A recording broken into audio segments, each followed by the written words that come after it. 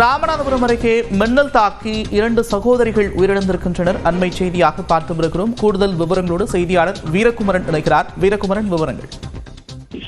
அதாவது ராமநாதபுரம் மாவட்டத்தில் மழை பெய்யும் என வானிலை மையம் அறிவித்திருந்த நிலையில் ராமநாதபுரம் மாவட்டம் பரமக்குடி பகுதிகளில் காலையிலிருந்தே மேகமூட்டத்துடன் இருந்த நிலையில் தற்போது அதாவது மதியம் 3 மணி அளவில் திடீரென இடியுடன் கூடிய கனமழையானது பெய்தது. இதில் ராமநாதபுரம் மாவட்டம் பரமக்குடி அருகே உள்ள வாழவந்தாபுரம் கிராமத்தைச் சேர்ந்த நூருல் அமீன் ஆகியோரது மகள்கள் சையது அஸ்பிதா பானு வயது 13, சபிகா பானு வயது 10 ஆகிய இருவரும் வீட்டினருகே அதாவது வேப்பங்கொட்டை பறக்குவதற்காக வேப்பமரத்தின் அடியில் வேப்பங்கொட்டை பறக்கி உள்ளனர். திடீரென மழை பெய்த நிலையில் வேப்ப மரத்தின் அடியில் நின்றிருந்த போது இடி விழுந்ததில் இருவரும் சம்பவ இடத்திலேயே உயிரிழந்தனர். இருவரும் சகோதரிகள் ஆவர். இவர்கள் அரசு பள்ளியில் 9ஆம் வகுப்பு 5ஆம் வகுப்பு படித்து வருகின்றனர்.